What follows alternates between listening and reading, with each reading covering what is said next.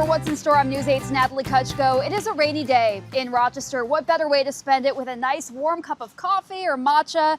This isn't just any type of coffee either. This is Yemeni coffee, and we're actually here at the very first business to introduce this in Rochester. They have a brand new location at the Citygate Plaza where we are. It's Albunn Coffee House. We're going to check them out.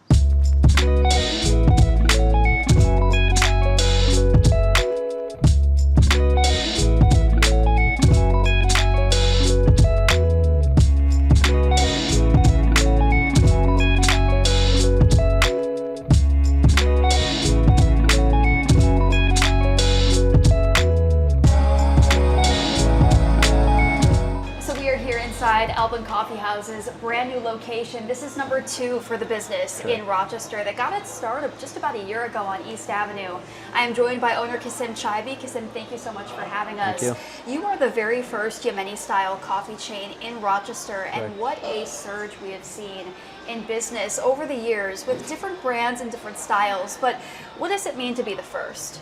It means great. You know, it's we kind of wanted to come in, introduce the city about what Yemeni coffee is about, what the Yemeni culture is like, and for us to be the first in the city of Rochester, and not only that, just to be in the heart of Rochester on East Ave, was a great exposure for us and a great exposure for the Yemeni coffee, and bringing it to the city. So it's been a great experience. We've been getting a lot of love and support from the community and the neighboring towns. And you know, from here, we're just really looking to kind of maintain the same quality and same customer service and keep growing from here. So I'm sure as the very first, right, opening over a year now, you've built a loyal following that is transcending over here to Citygate, right? Talk about your first 10 days in business here. Oh, it's been great. You know, we've, like I said, we opened in the city of Rochester, in downtown. A lot of people come from all over upstate New York, you know, from our way. A lot of people come from Syracuse, from Buffalo, and we kind of wanted to open a different location to reach the other side of the city. And by that, meaning like the neighboring towns around here. And by having something closer to the suburbs, but also being in the city of Rochester, you know, attracts a lot of different demographics. So that's the goal of this place, and we had the mind to kind of have like a family-friendly setting here.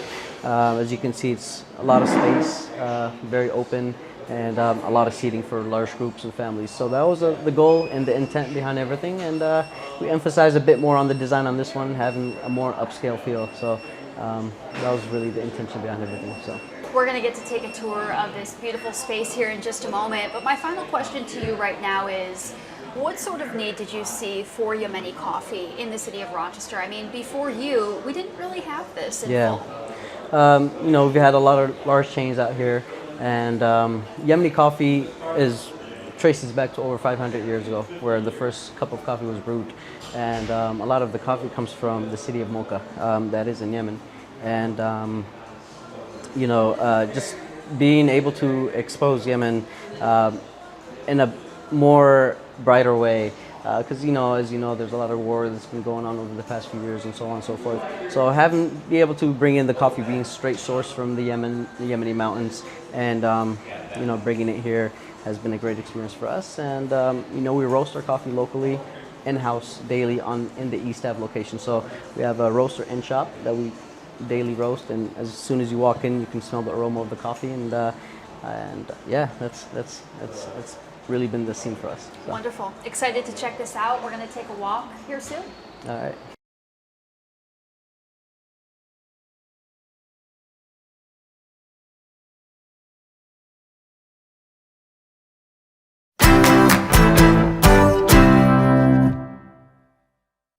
All right, so we have made our way to the espresso station behind the scenes, if you will. Kasim is going to show us a little bit of what it's like to craft a drink and do it, you know, in such a timely fashion. But first, I want to focus on this amazing espresso machine. So this is the real deal. Kind of talk to me about the purchase of this and what it accomplishes. Yeah, this is a Sanremo espresso machine. It's an Italian made. It's a premium brand, and it's a 3-group espresso machine. So this helps serve us over a few hundred drinks a day. There's times where we've made over 500 drinks a day or so. So it's a high-powered espresso machine that crafts very precise and very precise espresso shots. it has a lot of details onto it. As you use it, you learn there's a lot of different details that help you kind of focus on the perfect espresso shot. And we always calibrate it on a daily basis to maintain the high quality coffee serving to each customer. What sort of horsepower does a machine like this have to have? Like when you're in the market shopping for one, you know, you're making 500 drinks a day sometimes. You got to make sure that it can sustain. Yeah. We, you know, running a coffee business like this, having a lot of customers that come in, day out, you want to kind of invest in a high-powered machine, and this is one of those high-powered machines. It's an Italian-made high machine, so very crafts a perfect espresso shot for you. It does a lot of drinks, as many as you want, really. So we haven't pushed it to the limit, but I think it's been holding up very well. So we have the same machine in the other location, and excited to buy the same machine over here. Awesome. So we're going to catch you in action here. And what I know about Yemeni-style coffee is oftentimes this is uniquely made on stovetop, right? Correct. So what's the meaning behind that? Why is it done that way? A lot of it stems back from over 500 years ago. The way coffee is brewed back then, really on small kettles, and we have very fine ground coffee. So as you can see over here, this is what Yemeni coffee is, and we use this for the mufawar. So it's a traditional Yemeni drink, and very, very, very fine ground, along with different spices mixed in, grounded. So almost has the consistency of a cocoa powder. Very consistent, very fluffy. So over here I could demonstrate how I would make like a traditional Yemeni drink, like a mufawar, and it's brewed very, you know, methodically, very straightforward. You know, it's just water with the coffee powder, and then we use condensed milk. So that gives it that texture and creamy flavor. And usually this is served like after lunch, dinner, along with sweets and treats and so on and so forth. So let me I can start this.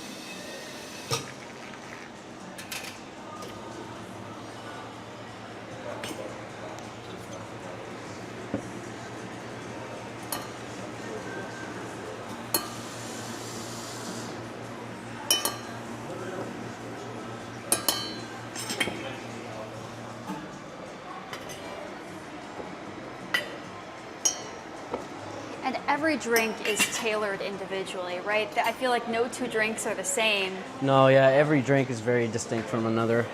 All drinks are made differently. Traditional drinks are made on these stations in a kettle, and we have a display where customers can watch us make it in hand. Espresso machine are crafted differently. We have a lot of different signature drinks, different flavors. So you name it, really. We try to change up things often, bring in spring menus, summer menus, fall menus, winter menus. You know, that way it keeps the customers excited, and at the same time, you know, it allows us to bring out different flavors and show our creativeness. When you were going over design plans for your first East Avenue location, what did you think about the open kitchen style concept? Was that a necessity for you? Yes. I think it's very important for customers to see what they're getting served. You know, and also at the same time see how different coffees, especially the traditional Yemeni drinks, are brewed. I think a lot of people find that fascinating when they come over here and see us brewing this. They smell the aroma, which you'll start noticing in a few seconds. And I think it's very, very important to kind of showcase what Yemeni coffee is all about and how it's brewed the traditional way. And I think that's part of us kind of bringing in the Yemeni culture to the Rochester scene. Now, your menu is not just coffees, right? You've got refreshers, you've got mojitos as well. Yeah, we have refreshers, mojitos, and matcha. Our matcha is very popular. Our strawberry matcha is top-notch. We also serve a lot of other flavors, but we do use high-quality matcha out here, and a lot of customers have been coming back on a daily basis for our matcha. So this is how we make our matcha the traditional way. So,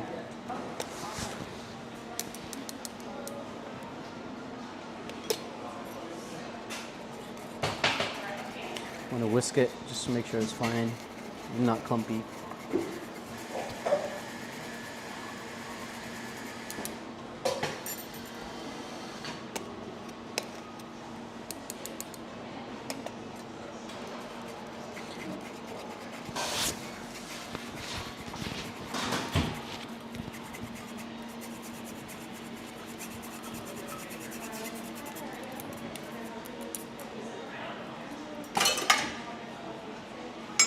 And we heat up the water usually to 175 degrees, and are very precise with our measurements to ensure that the same quality matcha is served to every customer. So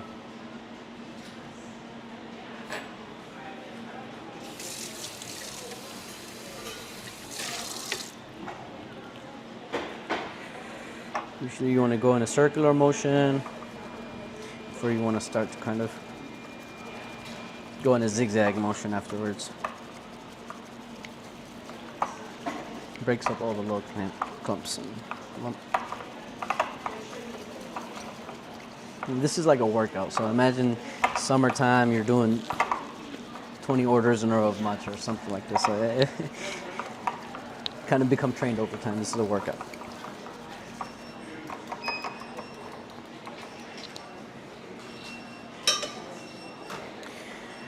Right, so now we're gonna make our base.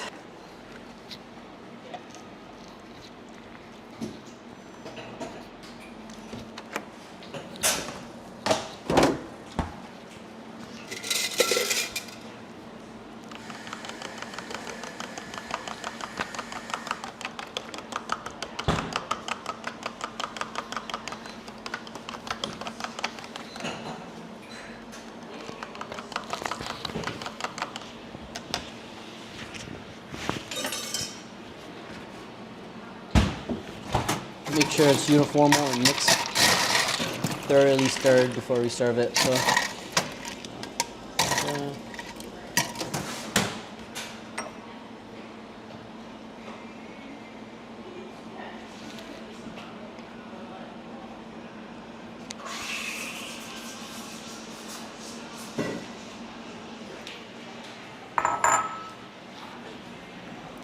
yeah, that's our strawberry matcha right there.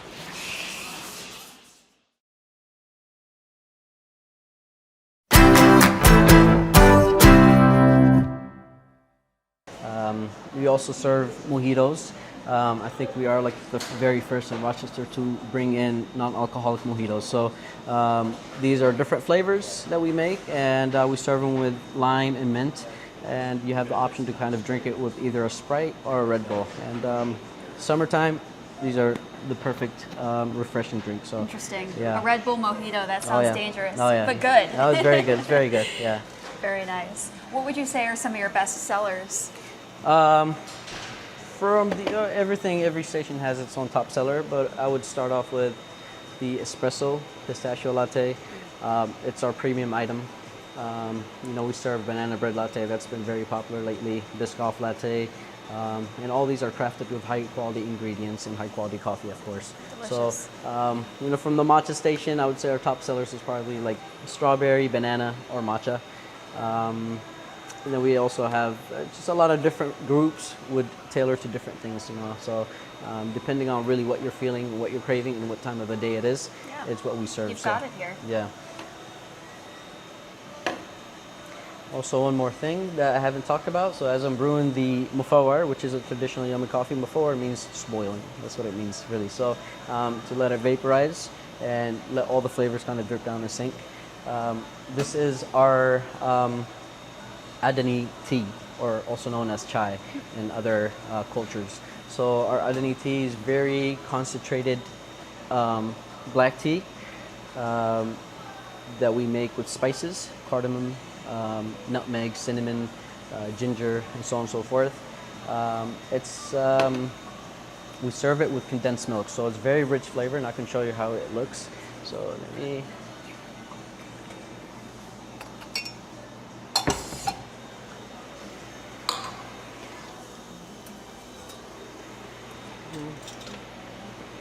As you notice, this stays on for a while. We let it simmer at a low temperature.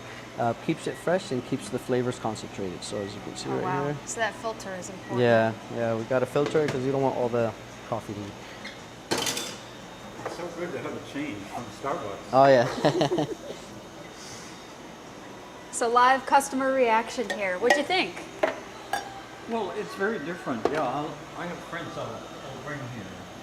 And I wasn't sure they had tea, but because I have one friend who's just likes tea. But you have we call it chai. Yeah. We have chai. We have black tea with mint. We serve Turkish coffee. We serve a few other Yemeni coffees, Sana coffee, Adani chai.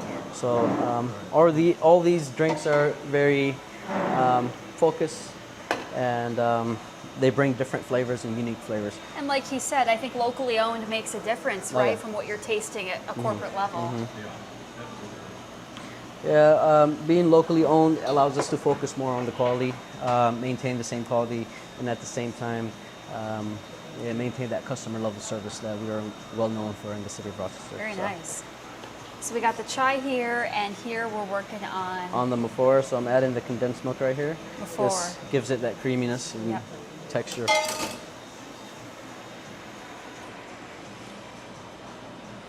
This is chai. This is very popular. A lot of the friend groups come here. We'll serve it in a large pot, as many cups as you want for different sizes. So, oh wow! So you can sell by the pot. And then we sell by up? the pots. Yeah, we have pots here that we use to sell these. We have to-go boxes. So it's a very traditional thing. Very cool. A lot of our customers really enjoy trying different things and new flavors, new drinks. We're always happy to help out and offer new drinks. If a customer doesn't like a specific drink, we make it on the scene, remake it, or we offer them other drinks. Really, we try to emphasize on customer service and making the customers happy. And I think that's what we've been doing for the past year, and we've been getting a lot of positive feedbacks. I'm curious about the development within the Citygate Plaza, because we saw Chick-fil-A open just about a month ago. You know, there's been a lot of different, openings and closings as well, but primarily development. So what was so attractable about this space for you? So this space, actually, we've been going after it since 2021. It was leased out to a different company, but they never utilized the space. It was just empty. So when we reached out to the agent and the landlord, they told us it might be available in a year or so. So that time came, and they reached out to us. We were the first customers to really hear back from them, and we decided to sign the lease and go from there. We've seen that they have a lot of new attractive projects going on in here. As you can see, Chick-fil-A recently opened. AC Marriott is being built right now.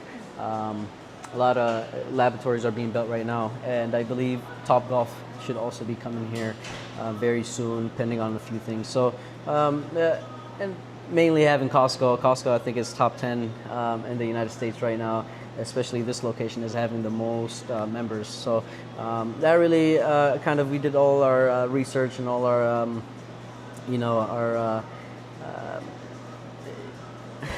It helped. Basically, it helped us double down on this one and sign the lease. And it's been paying off so far. We haven't really advertised much, but we've had a lot of our customers floating around from our other location who live closer to this location come in on a daily basis. And that makes us really happy, and that makes us motivated to kind of improve and do a lot more better. So 5 years, that's a lot of perseverance for one space. You definitely saw, I saw the boom potential here, of the it. demand. Of course, I saw the potential of it, and the recent projects really emphasized on why we took this one. So great. If we can, I want to take a walk to focus on your pastries, right? Because I feel like that's a part of the business that maybe doesn't go unnoticed, but it's not always the first thing that you think about, right? Right. So right now our pastries, we just finished with the weekend. Usually the weekend we get hit hard with a lot of customers. So right now the pastries, usually they get stocked on a daily basis. We get our orders in the afternoon. So as you can see right now, we have different fruits, cakes, fruit pastries. We also have a lot of different European pastries. So we have a lot of handcrafted different cheesecakes. So when I see like the blueberry shape here, the coffee bean, what are those? They're cakes? They're cakes, mousse cakes, and they're based off that flavor of the shape. So right now the display obviously is not fully stocked. We usually get our orders in the afternoon, but as you can see, we bring in new flavors every day, new pastries every day, and all these pastries resemble either the Middle East, Europe, or the American. Everything's desserts. based on the culture, so you're trying something new whenever you walk in. Yeah, of course. The pistachio seems to be a hit. Oh yeah, pistachio is pretty popular, I would say we we sell a lot of pistachio. We have a lot of different pistachio cheesecakes out here that we offer, a lot of different pistachio cakes, and of course we offer our pistachio lattes, which is our top seller. So I know your barista here is making up a drink, and you had mentioned that the beans are all, cultivated, through your own East Ave location. Are Yes. you doing that here as well, or you pull from? So we pull from East Ave. We source our beans directly from Yemen. We have our own house blend, and then we roast it daily in-house. And we have a state-of-the-art roaster at East Ave where customers can pass by and see it as we roast the beans freshly daily. So we use the same beans to supply the store as well. And our beans usually, after we roast it, we let it sit for 3 to 4 days. However, from then it's served fresh. And as you can see, our espresso shot that we can capture in the next shot is very foamy, and that just tells you how fresh it is. What's sort of the maintenance in, taking care of your own beans and also sourcing them right from Yemen? I mean, are there any delivery delays? Yeah. You always got to be proactive. Got to think ahead. And when you make purchases, especially with green beans, you want to make a large purchase. You never know what goes on, and there might be some delays. There might be shipping costs that increase and over time. So you always kind of want to make sure that you're always stocked and ready. So and that's what we do. We get a lot of large shipments, a lot of pallets that we have at our local headquarters warehouse. And that's where we kind of store all our different beans or our different supplies to maintain that we are always up to the standard. So I don't want to put you on the spot here, but how long have you been with Albunn for? Since they pretty much opened. Really? Yeah. So how long did it take you to sort of perfect your craft? I feel like you've got it down to a science here. It was pretty easy. It took me like about a week or two. That's Pretty it? easy for all of them. Yeah. So we ran an intensive training program. Before we opened, we made sure all our employees were ready and are certified baristas before we opened. So, we made sure that everyone had the right amount of training before we opened and to allow that consistency and that high quality coffee to be served. So that's Moon. He's one of our originals, and he's one of our top baristas out here, and he likes to get creative with the latte arts, and a lot of customers love that. We serve him in mugs, and Instagram worthy. Instagram aesthetic, Right? picture worthy. So Yes. All right, Kasim, so we have been behind the counter, and now I want to focus on a really important part of the business. That is nightlife. You guys are open till midnight. How many days a week? we're open every day till 12 a.m., 7 a.m. to 12 a.m. daily, and if you'd be surprised, a lot of people want an alternative to the nightlife scene. So we got a lot of people, different friend groups who come here late night, have fun, play board games, drink some good Yemeni coffee, and also enjoy the atmosphere that we have here. So not only at East Avenue are they going to be open midnight every week, but it's going to be here at Citygate as well. Like you said, you've got board games here in stock. If people want to pick up a game, just relax, Oh, yeah. have a good time, have a fresh drink. So fun. Oh yeah, so same hours for both locations, and we're open late nights every day, and come feel the vibe. Yeah, feel the vibe, right? So Albunn Coffee House, the very first Yemeni-style coffee chain, now with your second business here, and you also teased it maybe expanding elsewhere in the country, right? Yeah, we have a few franchisees opening up in different states in the coming months. We're just looking to grow from here and also focus on the same quality and ingredients that we have. Open 7 days a week right here at Citygate Plaza. Kasim, thank you so much for joining us. We thank you really very much. appreciate Take it. care. Check them out. Thanks for joining us.